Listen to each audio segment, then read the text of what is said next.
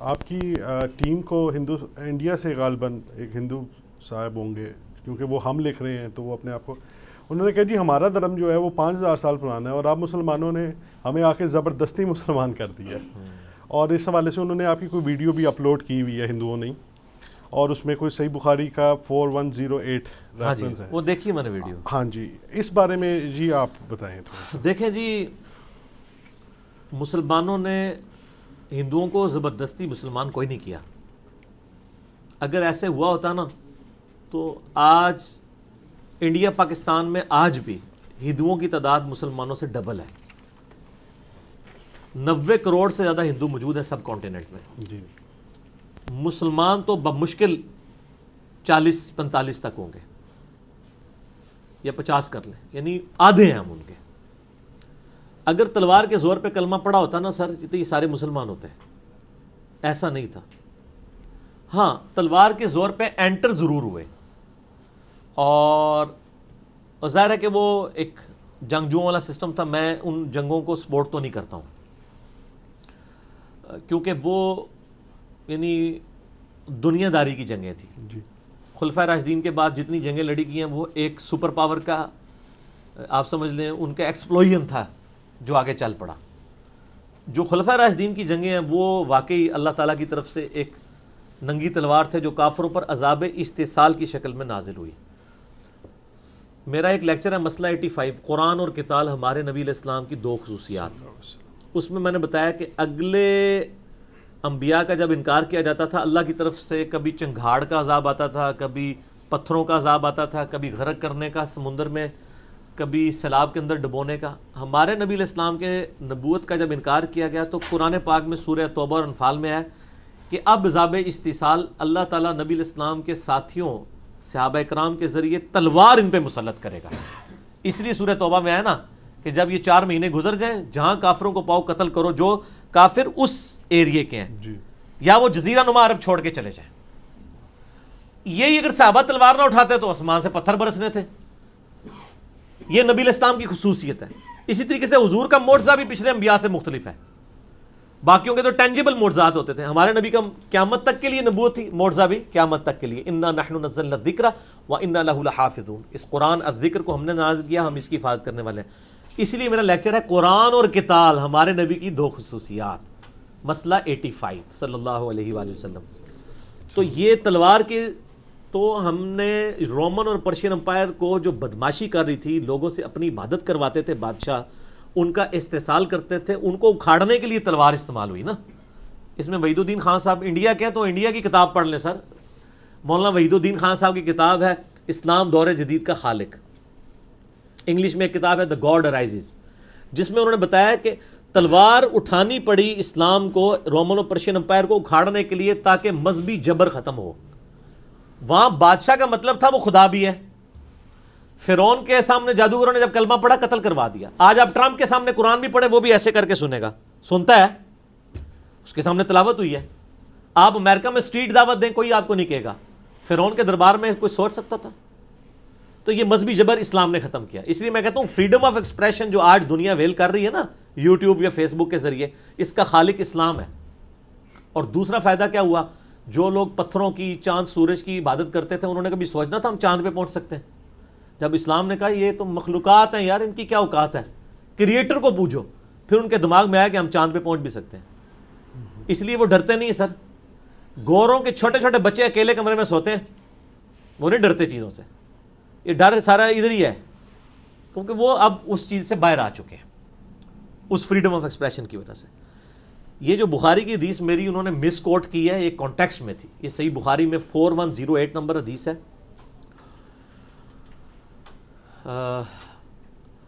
حضرت معاویہ رضی اللہ تعالیٰ عنہ جب تحکیم کے مسئلے کے بعد مدینہ شریف آئے، وہاں پہ انہوں نے خطبہ دیا کہ تم میں سے جو کوئی خلافت کے بارے میں خواہش رکھتا ہے اپنا سر اٹھائے، میں اس کے باپ سے زیادہ خلافت کا حقدار ہوں. ابن عمر کی طرف اشارہ کیا انہوں نے. ابن عمر جب مجمع چھٹ گیا تو ابن عمر کو ایک تابعی کہتا ہے آپ نے حضرت معاویہ کو جواب کیوں نہیں دیا؟ یعنی حضرت عمر کی توہین کر رہے تھے. وہ عمر جس نے یرموک میں رومن امپائر گرائی ہے اور شام کے گورنر حضرت معاویہ ان کی وجہ سے ہیں، اور آج وہ یہ کہہ رہے ہیں آ کے.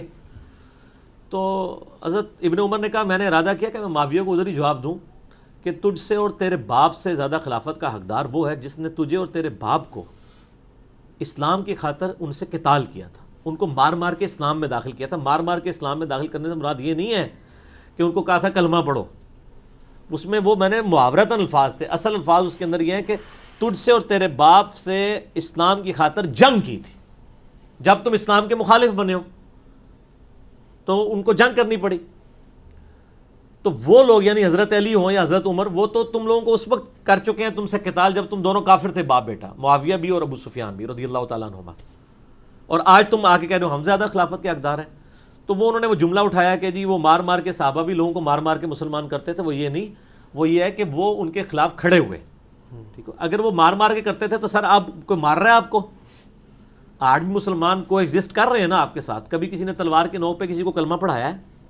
یا ادھر چھوڑ دیں، آپ پاکستان میں آ جائیں، سر پاکستان میں ہزاروں ہندو ہیں، کسی ایک کو بھی ہم نے تلوار کے زور پہ کلمہ پڑھایا؟ حالانکہ سب سے سٹرونگ سٹیٹ اس وقت مسلمانوں کی جذباتی ڈاکٹرائن پہ چلنے والی پاکستان ہے، لیکن کسی کا بھی عیسائی کو کلمہ پڑھایا ہے یہاں پہ کسی نے؟ یہ بالکل جھوٹے دعوے ہیں۔ اگر ایسا ہوا تو، اور پچھلے ہم 100-150 سال سے تو غلامی کی زندگی گزار رہے تھے، پچھلے 300 سال سے، اور سب زیادہ اسلام اسی دور میں پھیلا ہے، تو تلوار کے زور پہ پھیلا ہے؟ ایسا نہیں ہوا۔ تو یہ انہوں نے آؤٹ آف کانٹیکسٹ کوٹ کیا، یہ بالکل کانٹیکسٹ ڈیفرنٹ تھا۔ وہ یہ بتانا چاہ رہے تھے کہ حضرت عمر رضی اللہ تعالیٰ عنہ نے قتال کیا تھا کافروں کے ساتھ اسلام کی خاطر، اور آج تم لوگ اسلام قبول کر کے بعد میں آ کے تو پہلی پوزیشن حاصل کرنا چاہتے ہیں، تو یہ بات غلط ہے۔ اور اس کے ثبوت میں ایک اور حدیث بھی ہے جو میں نے کربلا والے ریسرچ پیپر میں بھی لگائی ہوئی ہے، صحیح مسلم کی ایک حدیث ہے جو 1258۔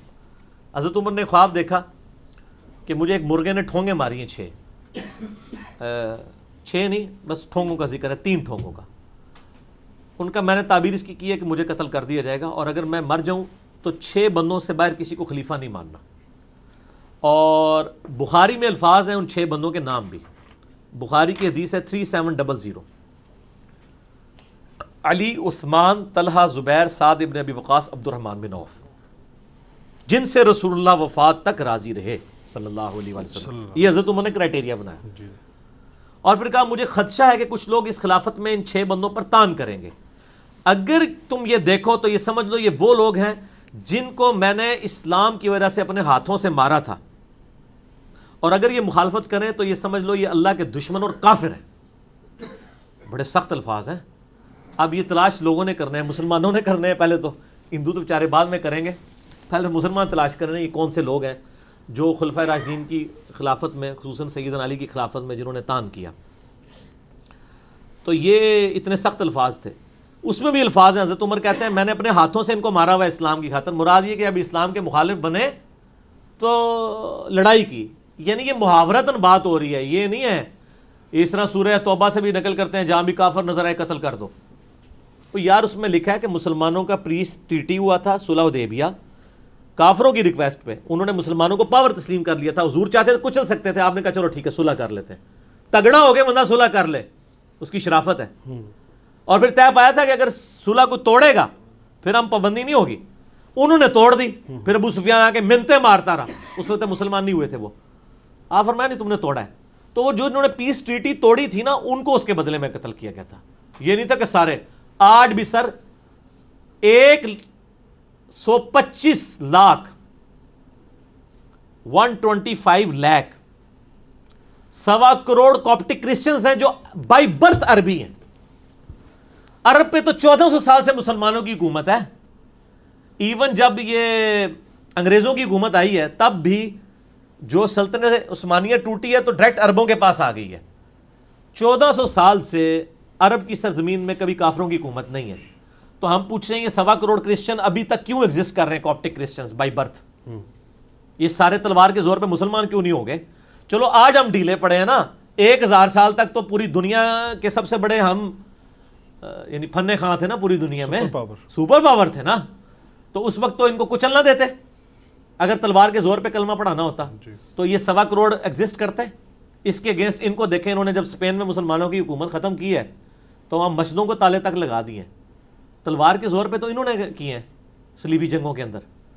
تو یہ بالکل غلط الزام ہے، اور یہ میرا کلپ آؤٹ آف کانٹیکسٹ لوگوں نے چڑھایا ہوا ہے، اور وہ ظاہر کانٹیکسٹ بھی اس طرح کلیئر نہیں، اب میں نے آج بریف کر دیا بہت زیادہ، تو تو جو جہاں کہیں بھی اس طرح کی کوئی چیز ہو تو اس کا ایک کلپ کاٹ کے آپ اس کے ساتھ کر دیں, اس کی بھی تصویر لگا کے تھوڑا سا ایک بنا کے نا اس کو فران میں یہ بھی کلپ بنانا ہے, یہ بھی نوٹ کر لیں اپنے پاس. تو میری آج کی گفتگو انشاءاللہ اس میں کور ہوگی انشاءاللہ. ان بھائی نے ہندو جو صاحب ہیں, ان صاحب نے اپنے ایمفسائز کیے 5000 سال پرانے دھرم کو, جو کہ ایک پرائڈ کے طور پہ لیا ہے. کیا سوال یہ ہے کہ کیا ہم مسلمان in comparison with Jewish and Christian religion, جو کہ سیم ہے کہ خدا تو جا کے ایونچولی ایک ہی ہوتا ہے, تو کیا وہ ہم پہ یہ اس چیز کا پرائڈ کر سکتے ہیں یا وزن رکھتے ہیں؟ ہاں دیکھیں, یہ 5000 سال والی بات مجھ سے سکپ ہو گئی تھی. 5000 سال والی جو بات ہے نا, ہم بھی کہتے ہیں کہ یہ 5000 سال پرانا ہی ہے. ہم پوچھتے ہیں وہ 5000 سال سے پہلے جو دھرم تھا وہ کون سا تھا؟ اسلام ہی تھا نا. جی. کبھی مسلمانوں نے کسی پیغمبر کو باہر نکالا ہے؟ کرسچینٹی تو انکار کرتی ہے نا نبی علیہ السلام کا, ہم حضرت عیسیٰ کا انکار کرتے ہیں کیا؟ جیوز جو ہیں عیسیٰ اور محمد صلی اللہ علیہ وآلہ وسلم دونوں کا انکار کرتے ہیں, کیا ہم موسیٰ علیہ السلام کا انکار کرتے ہیں؟ نہیں. تو ہم تو مان رہے ہیں, ہم تو کہہ رہے ہیں ابراہیمک ریلیجن ہے, تینوں آسمانی ریلیجن ہے, اور یہ بیسیکلی صحف ابراہیم کی بگڑی ہوئی شکل ہے. یہ براہمن کا لفظ بھی ابراہیم کی بگڑی ہوئی شکل ہے. بنی اسرائیل کا وہ ایک ہالی ووڈ نے فلم بھی بنائی ہے, the last tribe of Israel. Israel کا ایک قبیلہ گھوم گیا تھا, وہ کہتے ہیں یہ ہندو وہی ہیں. یہ بھی دیکھ لیں, وہ بھی گائے کی بڑی عزت کرتے تھے, یہ بھی گائے کی کافی عزت افزائی کرتے ہیں, اور یہ اپنے مردوں کو جلا دیتے ہیں. وہ گائے کو بھی عزت ہے, موسیٰ علیہ السلام نے جلوا دیا تھا وہ جو بچڑا بنایا ہوا تھا سونے کا. تو باقی یہ سامری جادوگر نے, پرانا تو اسلام ہی ہے. ہم تو کہتے ہیں کرسچنز بھی جب تک نبی علیہ السلام کے انکاری نہیں ہوئے تھے مسلم ہی تھے, یہودی بھی جب تک انکاری نہیں ہوئے تھے مسلم ہی تھے, اور ہندوازم ہو, اگر وہ ہندوازم اپنی کتابوں کو مانے. ڈاکٹر ذاکر نائک نے ایک لیکچر دیا ہے سملیرٹیز بٹوین ہندوازم اینڈ اسلام, ہندو مت اور اسلام میں یکسانیت.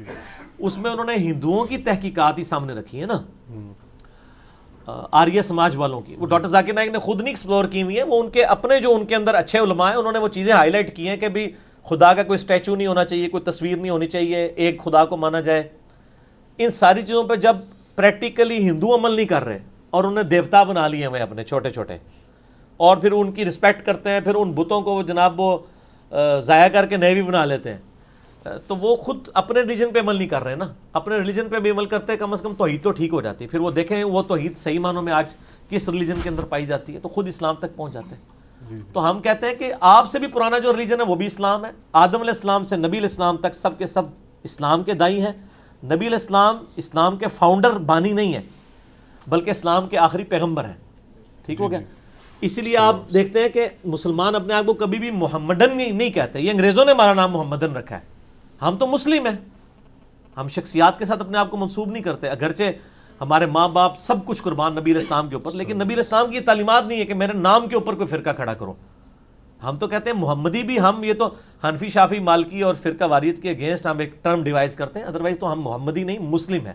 وَسَمَّاكُمُ الْمُسْلِمِينَ مِن قَبْلُ وَفِي هَذَا, سورہ حج آیت نمبر 78. ابراہیم علیہ السلام نے جو ہے وہ تمہاری پیدائش سے بہت پہلے ملت ابیکم ابراہیم ہوا سماکم المسلمین, تمہارا نام مسلم رکھا تھا اسم کے طور پہ, اور قرآن میں بھی اللہ نے تمہارا نام مسلم رکھ دیا.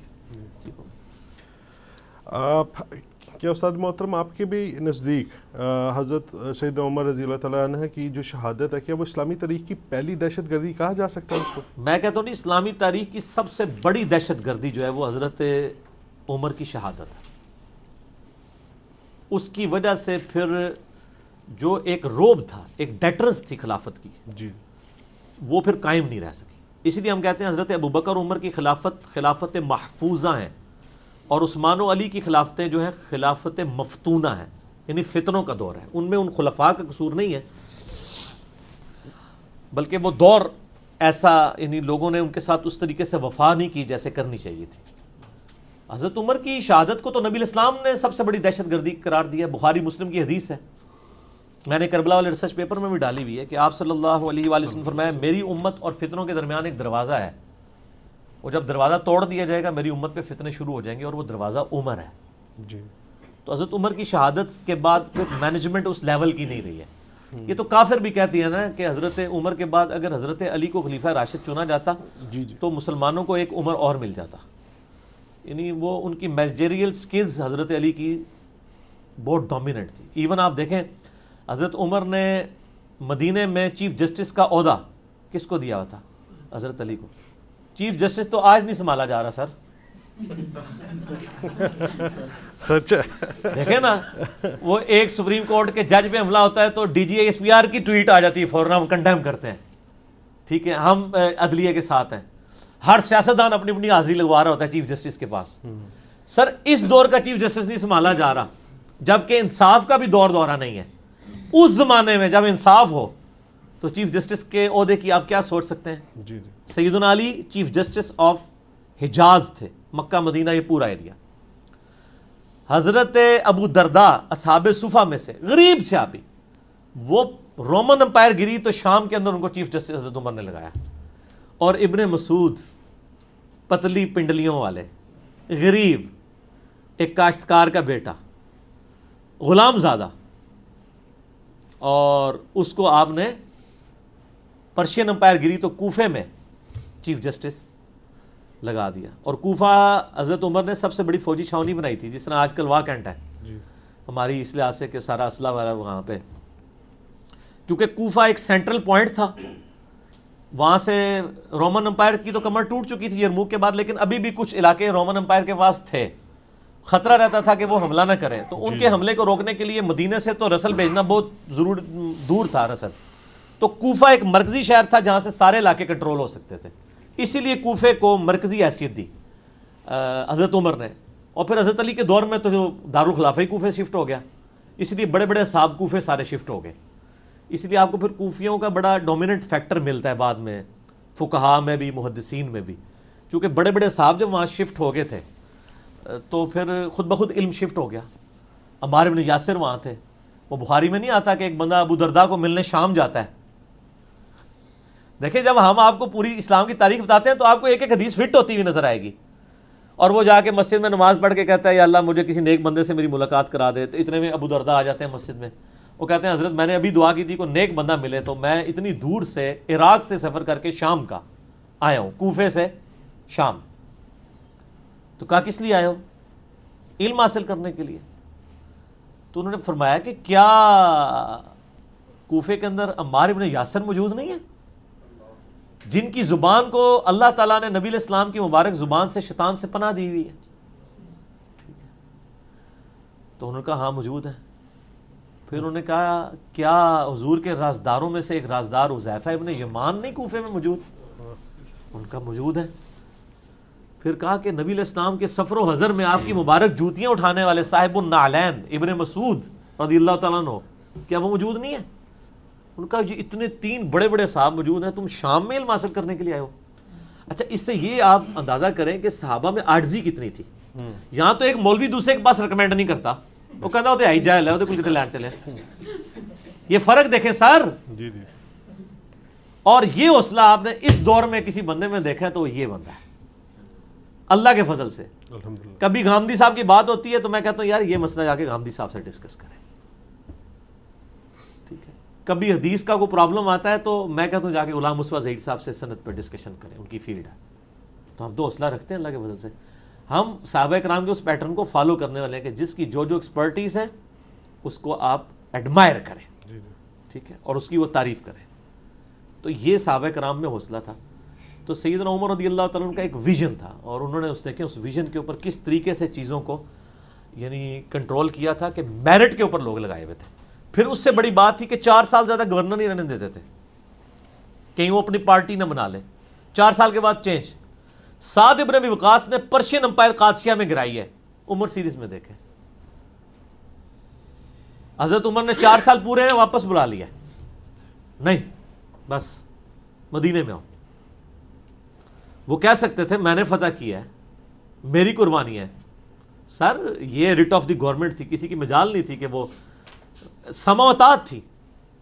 اسی تو کہا گیا نا قتل کر دیا جائے گا جو امیر المومنین کے خلاف بغاوت کرے گا, کیونکہ یہ سماوتات چل نہیں سکتا. حضرت علی نے جنگ صفین اس لیے تو لڑی ہے کہ اگر میں خلیفہ ہوں تو معاویہ کس طرح کہے گا کہ میں معزول نہیں ہوتا جب میں اس کو معزول کر رہا ہوں. تو سمع و طاعت تھی. قرآن میں قتال کرو ایسے لوگوں کے ساتھ جو حکمران وقت کے کو ایکسیپٹنس نہ دیں, پھر بھی وہ حضرت علی جیسا حکمران ہو. تو یہ ریٹ آف دی گورنمنٹ کو قائم کرنے کے لیے سب کچھ کیا, حضرت علی نے بھی کیا, اور حضرت عمر. اور یہ آپ کو پتہ ہے شیعہ نے اعتراض بھی کیا تھا کہ معاویہ تو حضرت عمر ان کو اوپر لے کے آئے, تو اصل میں تو نعوذ باللہ کلپرٹ وہ ہیں. تو میرا اس کے اوپر بھی ایک کلپ چڑھا ہوا ہے, ٹھیک ہے, کہ حضرت معاویہ کی خوش قسمتی کہہ لیں یا دوسرے والی قسمتی کہہ لیں کہ وہ حضرت عمر کی زندگی میں ان کے 4 سال پورے نہیں ہوئے, تو حضرت عمر کی شہادت ہو گئی. اس کے بعد 11 سال حضرت عثمان کے ان کو مل گئے, اور باقی مزید ایریا بھی مل گئے, حالانکہ حضرت علی نے مشورہ دیا تھا کہ یہ کام نہ کریں. اور وہ میں دیکھ لیں بعد میں مسلمانوں کے لیے ایک مسئلہ بن گیا. وہ کیا مسلمانوں کے لیے آج تو ہم کہہ سکتے ہیں بہت بڑا مسئلہ بنا نا, اس زمانے میں تو اس مسئلہ صرف مینجمنٹ ایشو کا تھا نا, آج تو ہم دیکھ رہے ہیں فرقے بن چکے ہیں. تو یعنی میرا دل تو بڑا کوڑتا ہے, یقین کریں. میں جب محرم میں ماتم دیکھ رہا ہوتا ہوں اور یہ پنجے اور زنجیر زنی اور یہ عجیب و غریب خرافات دیکھ رہا ہوتا ہوں نا, تو میں سوچتا ہوں کہ کاش حضرت معاویہ علی کی بیعت کر لیتے, آج یہ امت یہ دن نہ دیکھتے. میں تو یہ سارے کے سارے معاملات میں نا مطلب وہ, بلکہ ایک وہ میں نے ان کو اگلے دن بتایا, وہ ایک جرمن رائٹر ہے, اس نے کہا ہے کہ ہمارا بس چلے تو حضرت معاویہ کے مجسمے ہم اپنے علاقوں میں لگائیں, کہ جن کی وجہ سے مسلمانوں کی جو خلافت راشدہ کا نظام جو کہ ہر ایک چیز کو کچلتا جا رہا تھا وہ تھم گیا. یہ تو کہتا نا فتوحات ہوئی, فتوحات کرنا کیا, فتوحات تو چنگیز خان نے بھی بہت کی ہیں. فتوحات سے کیا فرق پڑتا ہے, اصل میں اسلامک سسٹم تھا کہ نہیں. وہ آپ میرا کلپ دیکھ لیں, ریپلائی ٹو مولانا الیاس قادری اور حضرت معاویہ رضی اللہ تعالیٰ. تو یہ تو کافر بھی مان رہے ہیں کہ اسلامک سسٹم ابو بکر عمر عثمان علی پہ ختم ہو گیا. بعد میں یہ تو ڈاکٹر اقبال کہہ رہے ہیں کہ اللہ ہمیں ملک دے تو ہم اسلامی ملوکیت کا جو داغ ہمارے چہروں پہ ہے خلفائے راشدین کے بعد ہم وہ دھو سکیں. عرب امپیریلزم کا ہے انہوں نے آل امیہ آل عباس کو. خالی مجھے آل امیہ سے کچھ نہیں, ڈاکٹر اقبال ہزار انہوں میں تو نہیں پڑھایا, اور انجینئر صاحب سے کلپ تو نہیں تو ویکھے ہوئے, یہ 5B تو نہیں سی ڈاکٹر اقبال نے پڑھایا, انہوں نے انہوں نے کیوں پتہ لگا کہ ایک ہی ہے. تو وہ کہتے ہیں ہم مجسمے لگائیں کہ وہ جو ڈاکٹر اقبال بھی کہتے ہیں نا, تھمتا نہ تھا کسی سے سیل رواں ہمارا. ٹھیک ہے, یعنی ہم تو اس طریقے سے پھیل رہے تھے کہ یہ اس سونامی کے آگے کو بند نہیں تھا باندھ سکتا, لیکن وہ پھر کمر ایسی ٹوٹی کہ وہ سسٹم بعد میں ایکسپلوژن ہوا ہے سپر پاور کا. مسلمانوں کی حکومت ضرور بنی ہے, اسلامی حکومت کمزور ہوئی ہے. خلفائے راشدین تک اسلامی حکومت بھی تھی اور مسلمانوں کی حکومت بھی تھی, اگرچہ مسلمانوں کی حکومت اس کے بعد ملٹی پلائی ہوئی ہے لیکن اسلامی نہیں رہی ہے. اسی وہی محلات بننے شروع ہو گئے, وہی عیاشیاں شروع ہو گئیں, وہی عورتیں, وہی لونڈیاں, اور وہی سارا پورا سسٹم شروع ہو گیا ملوکیت والا, بادشاہت والا. اس لیے تو آج ہم یعنی وہ ہم صرف ایک اس کو یاد ہی کرتے ہیں اپنی حکومت کی وجہ سے. ادروائز کوئی کہے گا جی میں خود مغل ہوں, میں کیا فخر سے کہہ سکتا ہوں کہ مغلوں نے جو یہاں حکومت کی ہے وہ اسلامی تھی. ٹھیک ہے, اور ہمارے ہی پرکھ تھے ٹرک بھی, یعنی سلطنت عثمانیہ میں سے یہ نکلے ہوئے نا, اور ٹرکی بھی ہلاکو خان کی ساری آگے سے اولاد. کیا وہ ہم فخر یہ کہہ سکتے ہیں کہ سلطنت عثمانیہ جو اسلامی تھی؟ نہیں, مسلمان تھی, اسلامی نہیں تھی. اسلامی نظام تو پھر وہ گراوٹ کا شکار ہی ہوا ہے خلفائے راشدین کے بعد. آپ کی اس جرأت اور بے باکی کی جو خصوصیت ہے اس کو ایک فضیلت پچھلے بزرگوں پہ ویسے ہی حاصل ہو چکی ہے کہ ان کے 500-700 سال پرانے جو بزرگ ہیں ان کی تو تصدیق کے اوپر جھگڑے ہو رہے ہیں نا کہ انہوں نے یہ کہا یا نہیں کہا.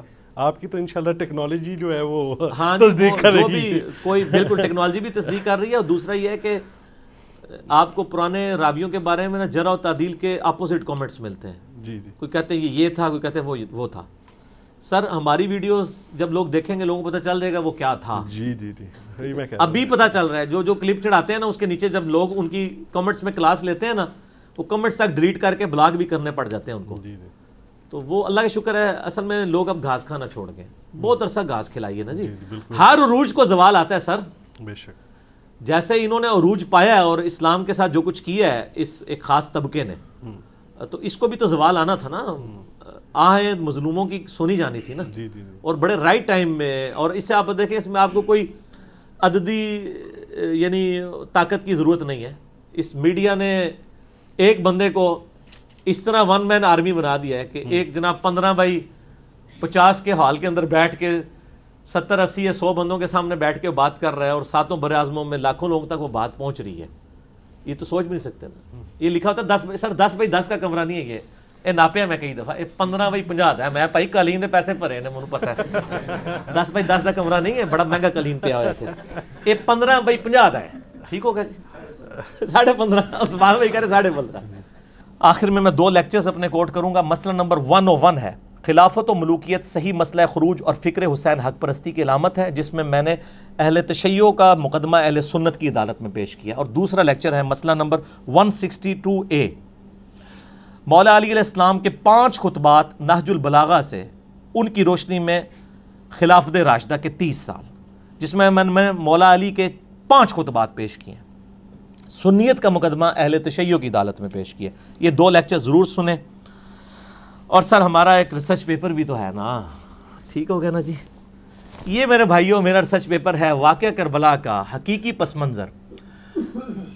72 صحیح الاسناد احادیث کی روشنی میں اہل سنت کی مین سٹریم کی کتابوں بخاری, مسلم, ابو داؤد, ترمذی, نسائی, ابن ماجہ, اکثر احادیث بخاری اور مسلم سے ہیں. 200 روایتیں میں نے جمع کی ہیں.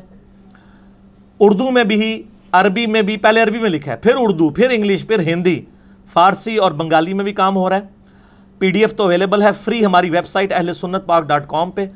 72 کا ٹائٹل میں نے شہدائے کربلا کی نسبت سے لکھا, ورنہ حدیثیں اس میں کتنی ہیں 200. مثلا 33 نمبر پہ غدیر خون کی حدیث کے 8 طرق میں نے جمع کیے ہیں. تو اس طرح 200 روایتیں ہیں. یہ میرے بھائیوں جب آپ ریسرچ پیپر پڑھیں گے نا, مفت ڈاؤن لوڈ کریں ahlsunnatpak.com میں, بکس اینڈ ریسرچ پیپرز میں جائیں, اور اس کو پڑھنے کے بعد آپ کو اندازہ ہو جائے گا کہ حقائق کیا ہیں. خلفائے راشدین کون ہیں وہ پتہ چلے گا. شہادت عثمان کے جعلی اسباب نہیں, اصلی اسباب آل امیہ خود. اور یہ ایک عبداللہ ابن سبا نے مت مار دی تھی, میں نے بخاری مسلم سے بتایا اصل اسباب کیا تھے. جنگ جمل صفین نہروان پہ مولا علی کی حقانیت, اور صلح حسن اور اس کی شرائط, حضرت معاویہ کے دور ملوکیت, یزید کی ولی عہدی, اور اس کے بعد سیدنا حسین کی شہادت. یہ سب کچھ کور ہے, کامنٹس کے ساتھ نہیں, صرف حدیثیں ہیں. جھوٹی تاریخ آل امیہ اور آل عباس کی حکمرانوں کی لکھوائی بھی نہیں ہے. ٹھیک ہے جی. یہ صحیح الاسناد احادیث ہیں الحمدللہ, اور دور حاضر کے بڑے بڑے محدثین کی تحکیم لگی ہوئی ہے. شیخ زبیر علیزئی, شیخ البانی, شیخ آرنوت, شیخ سلیم اسد, غلام مصطفیٰ ظہیر اور باقی محدثین کی تحکیم ہے. آپ اس کو فری ڈاک بھی اپنے گھر منگوا سکتے ہیں الحمدللہ. ہماری تو آج کل ایوریج ماشاءاللہ 70 کے قریب ڈاک روزانہ کی جا رہی ہے فری. ایک کاپی ہم فری دیتے ہیں. زیادہ منگوانی ہو تو نو پروفٹ نو لاس پہ آپ رابطہ کر سکتے ہیں, پھر ہم باقی اکیڈمی کے خرچے میں اپنے پیسے ڈال لیتے ہیں اس حوالے سے.